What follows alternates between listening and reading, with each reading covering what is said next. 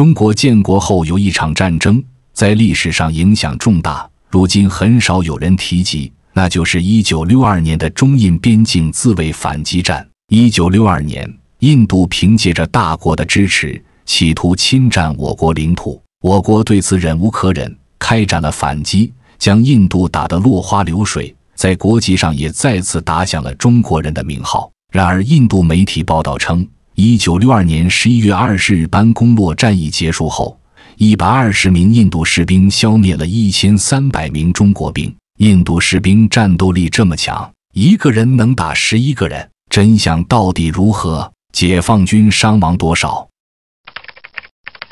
？1962年11月21日，中央军委宣布，解放军从中印边境交界处全线停火并后撤。至此，这场涉及双方共6万兵力的边境自卫反击作战算是结束了。在解放军2个阶段的作战过程中，第2阶段的班公洛战役可以说是打得相当痛快，我方大获全胜，歼灭印军113人，只有少数人逃脱，几乎将参加此次作战的印军部队全歼。但是在印度媒体口中，战斗结果却恰好相反，他们声称120名印度士兵消灭了1300名中国兵，印度人捍卫了班公洛。根据印度第一大报《觉悟日报》在2019年1月18日发表的一篇名为《印度对中国1962年热桑拉战争：一场不可思议的战斗》的文章，我们可以探寻到印度人眼里的这场战斗。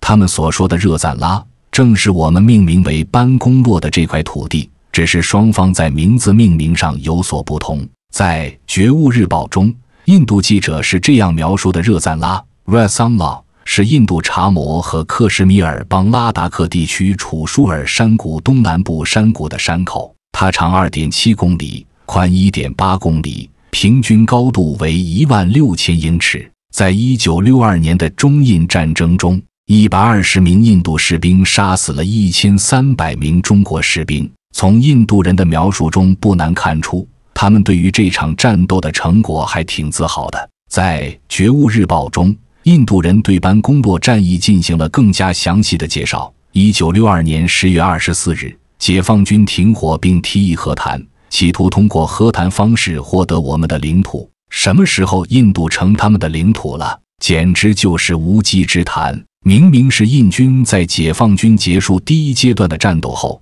仍计划在西藏地区获得部分权益。为了实现这一目的，时任印度总理尼赫鲁拒绝了中国方面的和谈提议，再次开战。1962年11月18日晚，在班公洛地区驻扎的隶属于印军第144步兵旅的库马昂团第13营 C 连的120人的部队全员正在营地中休整，只留下13名哨兵放哨。当天夜里凌晨3时30分左右，大约有5000名解放军用重型武器袭击了驻扎在楚舒尔河谷的印度士兵。印度方面的资料是这样形容1962年的班公洛战役的：中国兵的第1次进攻被我们印度士兵抵挡，挫败了这次进攻。之后中国人又发动第2次进攻，被印度士兵挫败。但随着中国人第3次强攻的发起，印度士兵的弹药被消耗殆尽，再加上后勤补给迟迟无法到达，印度士兵弹尽粮绝。根据印度资料的记载，班公洛战役中，印度士兵在弹尽粮绝的情况下还在坚持和解放军部队作战，没有枪弹就徒手肉搏或用刀具扭打。因此120名印度士兵在这场战斗中杀死1300多名中国士兵。此后多年，印度方面的各种资料在提及班公洛战斗的时候都会讲到，在这场战斗中，库马昂团第13营 C 连120人的部队只剩下了7人，其余113人全部阵亡，但他们消灭了1300名中国兵。战后为了纪念这场战斗和印军中的战斗英雄，印度政府特意修建了纪念碑和纪念馆。120人消灭1300人，平均下来印军每个人需要对阵11名解放军。印军真的有这么强的战斗力？班公洛地区位于中印边界西段西藏阿里日图县斯潘古尔湖西侧地区，西面与印度实际控制区的拉达克相接。当时印军在尼赫鲁的前进政策指挥下建立了诸多据点，在班公洛地区的据点就是一个重要的前进基地。中印边界全长约1700公里，交界线分西、中、东3段，因西段边境线长600公里，东段650公里，所以战斗主要分布在这2条线路上。由于复杂的历史原因，中印边界全线并未正式划定，各段都存在着不同程度的争议。争议区共有8块，争议总面积约 12.5 万平方公里。班公洛地区就是其中的一块。印军在藏南班公洛地区共建立了6个据点，其中3个据点分布在山脊梁上，可以控制西藏阿里边防分明的哨卡，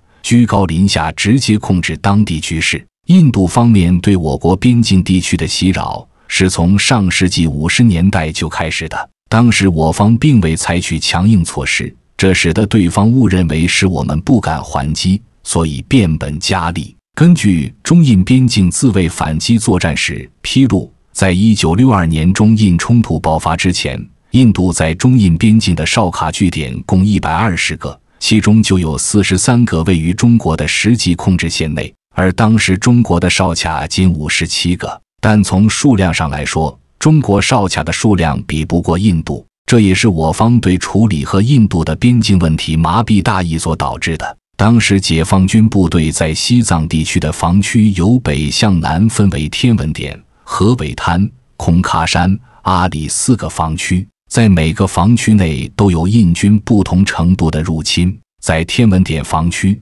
印度18个哨卡越线；在河尾滩防区，印度6个哨卡越线；在空喀山防区，印度3个哨卡越线；在阿里防区，印度16个哨卡越线。如果不知道的话，还真以为是解放军占了印度的地盘。印军的据点数量和分布范围都比我方多。在天文点防区，印军派遣察摩和克什米尔国民军第14营防区进行防守；在河尾滩、空喀山防区，印军派遣杰特连队第5营进行防守；在阿里防区，印军派遣库尔喀第8联队第1营、库马昂联队第13营、察摩和克什米尔国民军第7营进行防守。从当时印军在我境内的分布和兵力派遣来看，阿里防区是印度布防和蚕食的重点地区，班公洛地区就在这片区域。1962年11月18日，印军向斯潘古尔湖地区的解放军部队发动进攻，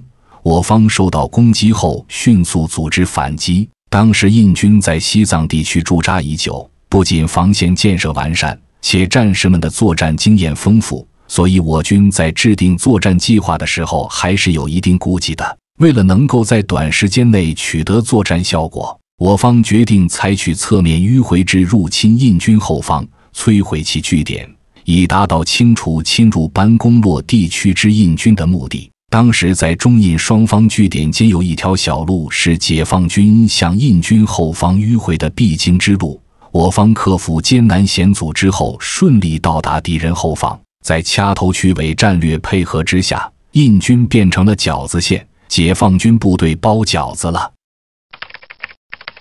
战斗开始之前，印军在班公洛地区的莫尔多通道北侧之山脚下设立了5号据点，山顶设立了16号据点，通道南侧山脚设立了6号据点，沿山脊从北向南设立了7号、8号、9号据点。5号据点与6号据点封锁莫尔多通道，并在通道内设立雷场。5号、6号、16号据点由库尔喀第8联队第1营防守，7号、8号、9号据点由库马昂联队第13营防守。在其身后的楚舒勒地区，印军还部署有1个步兵营、1个机枪营、1个坦克装甲连，在通道2侧山坳处还设立了4处炮兵阵地。相比于印军数量繁多的据点，解放军在这一地区仅设立了4个哨卡，是因为我军自以为是只建了这几个据点吗？还是因为我方单兵作战能力强？都不是。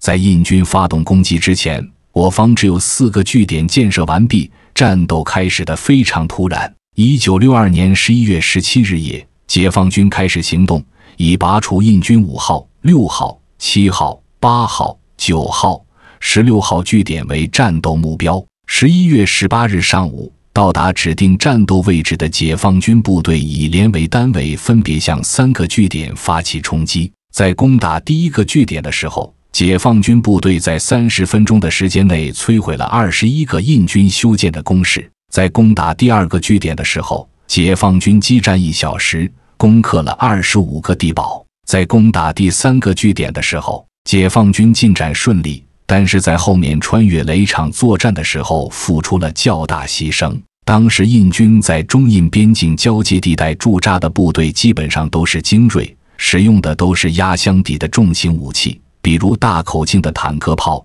比如杀伤力极强的装甲装备。这样的阵容在印度部队是很少见的，他们的侵略心真这么强？不，班公洛之后就是印度北大门，再败他们就要面临更大的危险了。一旦解放军打过班公洛，就可以从背面长驱直入印度，到那时候反倒是他们偷鸡不成蚀把米了。即便是有先进武器的加持，印度士兵在战斗中的表现也并不好。他们所使用的战术是最传统的一字长蛇阵，利用峡谷狭长的地势，将所有精锐部队一字形排开，而我们的穿插迂回战术正好克制一字长蛇阵，通过掐头和去尾的办法，可以将印军困在包围圈之中，最后达到克敌制胜的目的。在解放军的这一战术进攻下，印军还未形成有组织的反击就被击溃。那时印军内部斗志已经极其分散，所以解放军在进攻班公洛的时候并没有耗费太多的力气。印军一路打一路退，解放军在追击至印度边境附近时便鸣金收兵，我们这是在给他们台阶下。在班公洛战役中，解放军共击毙印军库马昂团第13营西连战亡113人，俘虏5人，解放军牺牲67人，受伤131人。当时因为解放军有部队从正面进攻，受到了印军的火力打击，这才造成了较大的伤亡。战斗结束后，我方作战部队在班公洛地区隐蔽防御，随时准备迎接印军更大规模的反击。但出乎意料的是，印军经过这次打击后一蹶不振，不敢贸然向解放军部队出击，前线部队遂停火，离开交火区。印度政府可能是把战后这段静默期误认成解放军1300人的部队被全歼，所以才会发布120名印度士兵消灭1300名中国士兵的虚假消息。虽然在这场战斗中我们付出较大代价，但1962年的班公洛战斗确定了中印在班公湖以南、楚疏勒附近地区的实控线，对于维护我国的领土主权具有重要意义。班公洛战斗彻底把印度打服了，打怕了，连王牌中的王牌都被全歼。印度虽然能吹，但内心里却深刻感受到了解放军强大的战斗力。班公洛之战，解放军战士用血肉之躯收住了我们的国土线，把实控线稳定在了班公湖以南、楚疏勒附近地区。双方在战后签订协议，开展定期会晤，解决纷争。几十年过去了，当年的班公洛战场现在驻扎的是我军普洱楚边防连，我方还修建了一条从普洱楚边防连到印度丁如泽机场的简易通道，方便双方会晤。然而前几年印度国内再次掀起一阵狂潮，在某些势力的推动下，不断发动对我边境的蚕食和骚扰。不得不说，印度真的不计打，他们永远在谜一样自信心理的驱使下，想尽办法占小便宜。2013年4月，在西段边界的阿克塞钦地区，印军蚕食我边境地区，发生了帐篷对峙。2年后的9月，印军嚣张拆毁中方哨所，双方发生对峙，持续3个星期。4年后的6月，洞朗地区印度越境，我军战士上前交涉，发生了洞朗对峙。著名的解放军飞踹印度兵就发生在这次冲突中，直到2020年发生了加勒万河谷冲突事件。当时印度凭借人数优势围攻前去抗议的几个解放军战士，然而很快解放军边防部队支援赶来，虽然人数仍不如印度军队多，但结局很意外，战士们用手中的木棒、石块打得印度士兵抱头鼠窜，很多印度士兵竟然仓皇逃跑中掉进河中被淹死了。从当年的班公洛到现在的加勒万河谷，中国军人血性犹在，精神犹存。我们热爱和平，但中国人民解放军从不惧怕任何威胁、任何强敌、任何战争。